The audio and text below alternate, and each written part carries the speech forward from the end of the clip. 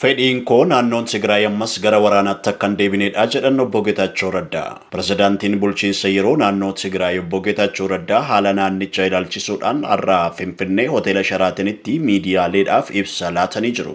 Gareen muraasni magaalota naannoo Tigraay tokko tokko keessatti biyya kan bulchaa jiru nuyi jechuun chaappaa waajjiraalee fudhachuudhaan jeequmsa uumaa akka jiran obbo Geetaachoon ibsanii jiru. Naannichaa gara waraanaatti deebisuuf gareen fedhii dhuunfaaf socho'aa jiru gochicharraa akka of qusatu yaadachiisanii jiru. Gareen muraasni beekamtii boordii filannoo biyyaalessaa malee yaa'ii geggeesseera jechuudhaan qondaaltota waraanaa faayidaa dhuunfaaf dhaabatan waliin ta'uudhaan rakkoo uumuu sochii seeraan alaa taasisaa jiraachuu kaasanii jiru. Fedhiin koo naannoon Tigraay ammas gara waraanaatti akka hin deebineedhaas jedhanii jiru. Kanaafis mootummaan federaalaa ga'eessaa sirnaan ba'uu qaba jechuudhaan yaadachiisan. Obbo Geetaachoo Raddaa yeroo ammaa Finfinnee akka jiranis BBC'tti himanii jiru.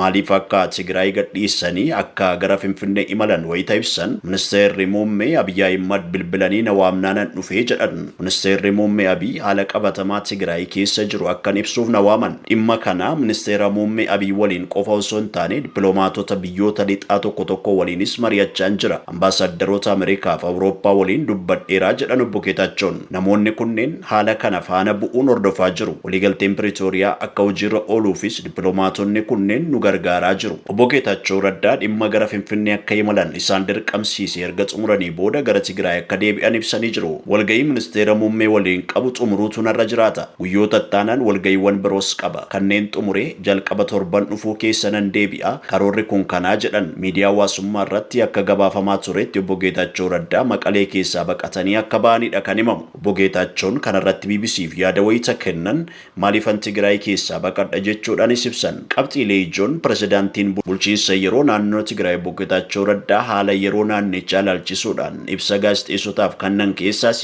tokkoffaan humnoonni yoo callifame balaa keessatti kufna jedhan jiru sochiin humnoota seeraan alaa dhaabsisuun barbaachisaadha. Lammaffaa uummanni Tigraay nagaa qofa barbaada walitti bu'iinsi kamuu akka hin uumamne itti gaafatamummaa nama hundaa ta'uu qaba. Sadaffaan uummanni Tigraay misoomuu kabajamuu fi badhaadhina barbaadaa osoo jiru sababa seeraan alaatiin karaa qaxxaamuraa dhaabatee jira. Arfaffaan waliigalteen Piriitooriyaa akka hin raawwatamne humni danqaa jiru garee seeraan alaa kana. Shanaffaa uummanni Tigraay rakkoo kana jalaa of baraaruuf tarkaanfii fudhachuu qaba. Jaaffaan hawaasni addunyaa dhimma Tigraay keessatti ga'ee sarraa eegamu ba'uu qaba. Torba dhimmoonni nageenyaaf tasgabbii mirkaneessuu kaayyoo bulchiinsa yeroo kanaati. 8 buqqaatonni qe'eetti deebi'uu dhiisuu fi itti gaafatamtoonni nuyi malee mootummaa federaalaa miti. 9 gareen seeraan alaa kun bulchiinsi yeroo hojii isaa sirnaan akka hin hojjenneef gufuu ta'ee jira. 10 dargaggeessi jireenya nagaa jiraachuu waan barbaaduuf deebi'ee waraana seenuudhaaf fedhiin qabu. 11 bulchiinsi yeroo kun yaa'ii garee seeraan alaatiin hin diigamu deeggarsa uummata Tigraay 90% qaba.